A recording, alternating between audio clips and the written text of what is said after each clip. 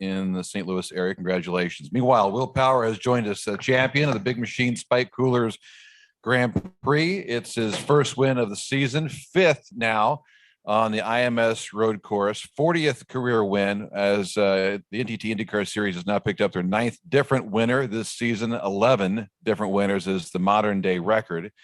And one other stat I'll throw your way, Will.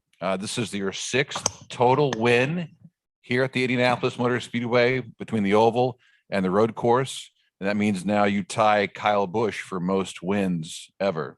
Well, let's hope he doesn't win this weekend.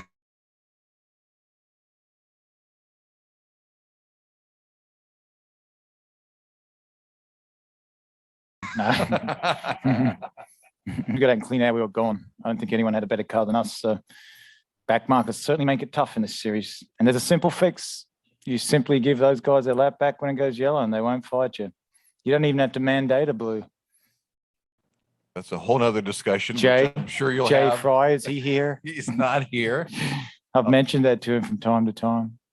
But it was almost a 10-second advantage there, and that whittled away as you had Hinch in front of you and heard a I think he needed some coverage for his sponsor. So it's like I need to be last but leading. We all do. It's all good. Yeah. But what is this? Obviously, getting off the schneid, as they call it, getting a win this season. How big is this for you, Will? It's big relief, and I think it's great for the team, especially the guys on my car. They've been working hard. They've been flawless this year. They've really done the job, and I haven't. If we had that sort of performance in the pits and just prep and all that last year, we probably would have won a lot more races. So, very happy for those guys, and just happy to be in victory lane, man. Like, you always start to wonder when's the next one coming, but it always comes down to doing your homework, working hard, and putting it together, staying focused.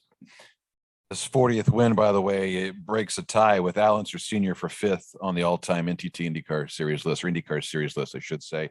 Standing microphone is available if you have a question for Will, and we'll begin once again with Tim May. Gonna make fun of my camera, right? Get that out of the way.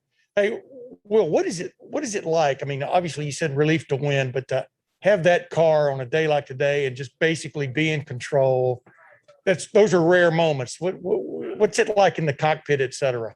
It's just great when you get in that zone where you're just seeing the tents, grow behind you, because you have it on your dash, you can see.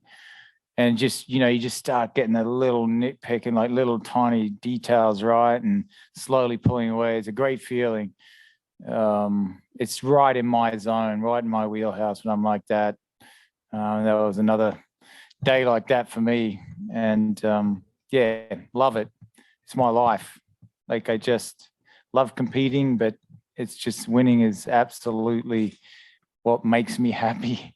I'm very moody when I haven't won for a while. Just ask my wife. And one other quickie. I mean, it seems like every time you do something really good, you carve a deeper niche into IndyCar racing history. What does that mean to you? I mean, you look at the stats for sure when you're up there, and I'm aware that, how far I am off Mario for all-time poles, and I'm aware where I sit now in the all-time win list. I know that Michael Andretti's on 42. That's it's nuts. I got Mario Andretti I could catch on poles, which should be very tough these days. But man, I was close to getting another one yesterday. And Michael was 42 on wins. So two heroes of mine and two absolute legends of the sport. And it just blows my mind that I'm have a name close to them in the record books. Crazy. Serious name dropping you just did, by the way. That was some serious name dropping, but my name is there. That's crazy. It's in the middle. Who would have thought? For sure. Louis Frank. With your off-track performance, you may be a duo with your brother in stand-up. Oh yeah, nah. Stand-up's way harder than it looks. I think I'm going to give it a go, but man, much harder than it looks. So to questions, race drivers have superstitions. And when you see a late race caution this year, Did you have any superstitions today, like what happened earlier, like Detroit and things? Yeah, no, well, you just certainly have those thoughts because it just blows my mind some of the things that can go wrong at such a critical time. But all I was thinking about is I'm getting this bloody restart. There's no way I'm giving this win up. And so, I just focused hard on where I'm going to go and play a bit of a game to make sure I get a bit of a jump. Thank you. Thank you. Nate? Nate Ryan, NBC Sports. So, Will, after you won this race last year, you were talking about how you want to drive, well into your 40s. You feel like your peak. Yeah. You signed the contract extension right before the season starts, and Yes. then things just kind of tail off. I know. You said that you don't ever know when that next one is going to come. Did Yeah. doubts creep into your mind a little bit this year? Or? It was such a weird slump for me because normally when I'm not winning, it's not because of lack of pace. But there have been times this year where it has been a struggle to get the pace, the car right. So, I started digging a lot deeper and trying to understand like what is going on. Why am I not fast? I couldn't just lose it all in a year. So you just started going back to your old ways of doing stuff when you're super quick, and you can't leave anything on the table. And that weird slump. I have to say it's the first sort of slump I've had as far as performance has gone in my career. I wouldn't say it's exactly a lack of pace. It was doing mistakes in qualifying, which is very unusual for me. I'd usually really put it together. Last year, I put it together the best I ever had, putting laps together, like zero mistakes, and was so good at just getting it done. And this year, I've been on laps that'll get me through each round, and then I'll, make a little mistake or something will go wrong. I'll get traffic. It's just, all that is so important to control, and I wasn't.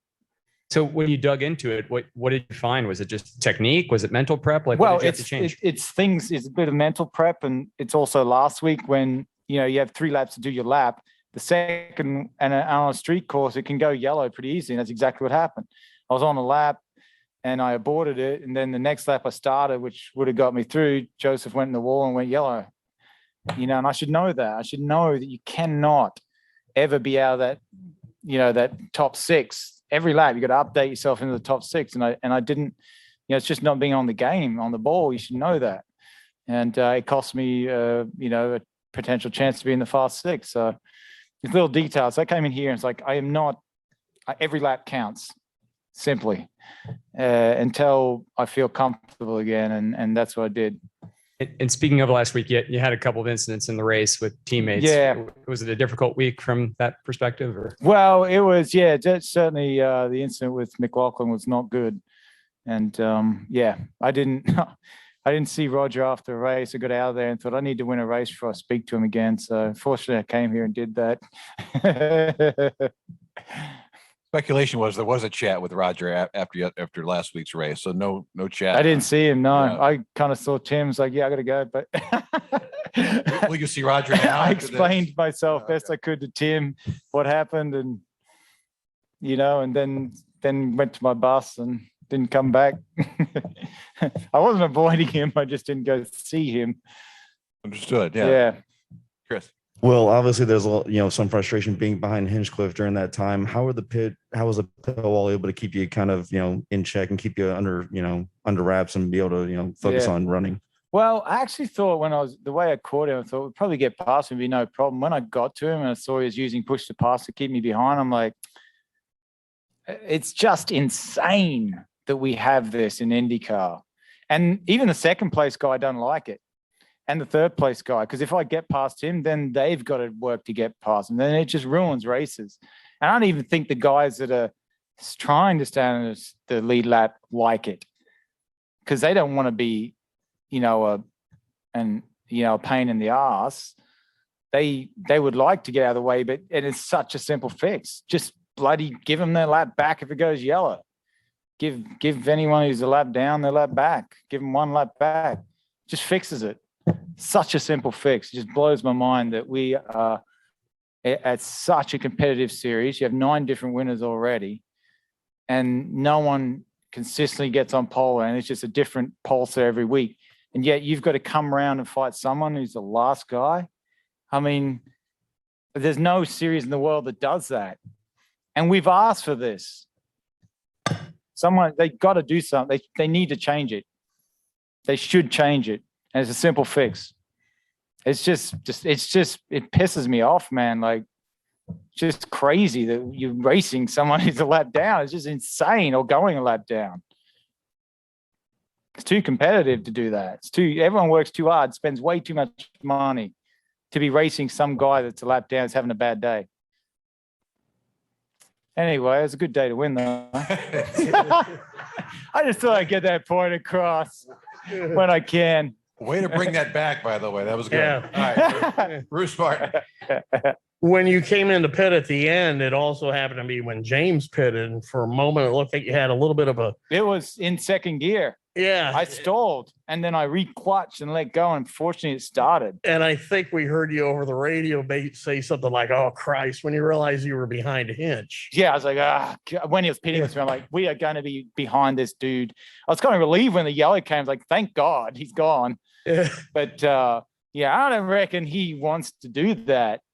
I don't reckon he'd like to do it. It's just the rule, and he can fight to stay on the lead lap, which is just a bad rule. We tried this format last year, only no fans were allowed. This year, fans are here and everybody's here. And what do you think of it so far? I think it's cool to give two really the top level motorsports in the US, bring them together as a double header. Let the fans see both. You see a lot of fans with NASCAR shirts on, a lot of fans with IndyCar, and they're all mixed in. So I think it's really, only Roger would come up with that. What a great idea. You're seeing drivers too hang out in the garages and pit Yeah. areas and stuff. So it's, they're as curious as maybe the fans are about what. Yeah. Actually, that's the first time I've ever seen the NASCAR, our Cup drivers, Penske Cup drivers in our transporter. And they were like, wow, this is amazing. All joined together, and because our trucks all joined together. And yeah, they were like, we got to upgrade. It's going to cost Roger money, this. So it's an expensive weekend, perhaps. Yeah, he's like, we need what these guys have. And I said, well, you can have what we have as long as you give us the paycheck you get. Let's take some virtual questions to the Zoom, and we say hi to David Mollisher. Hey, David.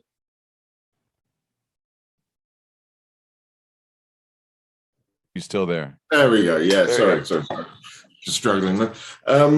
Wanted to ask about whether there was any difference in the Chevrolet and Honda performance today, or whether the speed down the straight was more governed by, which tires you were on and how much momentum you could take off that great kind of like sweeping last corner. Yeah, I think, the tires made the biggest difference. I think the manufacturer's so close right now.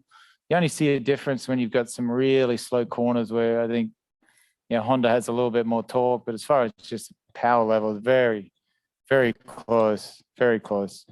You don't really see a performance difference in engines at all. All right. And also, how, I don't want to say it was easy, obviously it wasn't easy, but how easy was it for you to keep like 75? Sorry, mate. See, it's Alex Rossi. Sorry. He's just, thanks, man. I'm happy for you. I'm also glad I'm going home. So have fun with that. Please tell me you didn't have another bad race. No, man, I finished fourth. Oh, good. I was like, man, if you had another bad race, I was like gonna be like, so I broke the spell though, dude. I broke the spell. Yeah, you've got to win now. Anyway, I've got to get back to press conference. Thanks, man. Cheers. Thank you. Bye. See you. Oh, thank you. Sorry, David. That's brilliant. I had to answer. Rossi and I have been just having the most horrible time. So I'm glad that I broke the spell. Whatever you brought to the table, maybe you should take to Rossi next weekend. So, Yeah. No, I want to win. So okay. Screw him. I'm sorry. David Mollisher, you ever follow up? I did, but I've forgotten it now. So let's go ahead to someone else. I'm a disaster of a kind of person, really, the way I go That's on. all good, man. Absolute This is disaster. like the 800-pound gorilla off your shoulder. You finally got a win this year. So Yeah. good Oh, job. So, man, I am absolutely going hard when I go to sleep tonight. Like just going to sleep. copy that. That's what I do. That's a big night for me. It's No, I like don't want to go to sleep. That comes out wrong. green tea, Sorry, I suppose big the music. sleep. Yeah, I don't know if they even help, but definitely going back, good food, green tea with the peppermint in it, and just go to sleep. Yeah. It's an awesome night. It's exciting. At the Other people do powerhouse. it differently. They go out and absolutely get slaughtered, but yeah, All right. Connor Daly, A couple more from Scott McLaughlin. No, a couple sorry. more from the Zoom. Jack Binion. Back to Jack. I think ice bath, Will. I think you should bring back the ice bath. Yeah, That's I might. Yeah, I've got it there. I might get my bus charger to get it ready, man. Just sorry to go back to the Hinch thing, but just wanted to ask you a kind of sort of post-race interpretation about that again, because I know when you're on the radio and just after the race, things can be quite heated and you get kind of caught up in the moment. There's a lot of adrenaline going on. But did you think that was, like a predetermined move from Andretti to slow you down? You think they were actually, it was all planned and that's what they were trying to do? Or do you feel like it was just a kind of happenstance, circumstance that's just how the race played out? Yeah, I mean, obviously Andretti wouldn't be telling him to get out of the way. I think if it was a Chevy engine, someone in a Chevy probably would. And Hinch was just fast enough for me not to get close enough to kind of have a run. When I did, he'd use push to pass. So, it's just, you can't blame the driver. It's the team that would be telling him stay on the lead lap in case it goes yellow, which it did. And it's just a really bad rule. Like, I wish I could come on the radio and say, look, if Hinch lets me go, I will let him go when it goes yellow. He can have that position back. And that's literally what you'd be doing is all they'd have to do is just give him the lap back. They'd just stop it completely. Yeah, you'd have a gentleman's agreement amongst drivers is, hey, if the leader comes up on you, let him go. You're getting your lap back anyway. And second place and third place, Thanks, Phil. Thanks, Dave. Okay. Thanks, Jack. We'll wrap it up with Derek Vance from Indy News. Hi, Derek. Hey, Dave. Thank you. Good job as always. Will, first and foremost, congratulations. I know this is a long time coming. First question I have now, looking forward to next week, how excited are you now to get this off your back and head to the next track? And two, does this win smooth over things between you and Roger? Smooth. I don't even know if there needs to be any smoothing. Like I said, I never spoke to him. Roger loves when you win. Let me tell you, he loves when you win. So it would hopefully, yeah. I mean, Roger's been around so long. He's had teammates take each other out. He's had everything thrown at him over his, 50 plus years in motorsports. So I don't think it was, it's just a huge surprise to him. Just bad call from me to do that in that situation. So, but yeah, teammates are all good. We're no problem, Scott. We all talked and yep, all good. Yeah, I'll go see Roger after this. Now I feel confident that I'll be okay. I'm just making a bit of a joke of it because it kind of is funny. Yeah. I'm glad you can laugh about it. Yeah, I laugh about everything now. Once you're 40, you don't care. It's like you're going to be dead soon anyway. Names like Mario and yeah, Michael, and I think you're probably like okay. 40 years to get to here went really fast. So I'm sure the next 20 to 40 is going to go even faster. So you're going to be dead soon. So it doesn't matter. Say what you want, do what you want. All right. It's the best way. But I mean, Bruce, you must just be going, why? You're in your 50s, you don't care. Yeah. He's Derek, been like that all his life. Derek, if you're good, we're good. The national anthem is starting.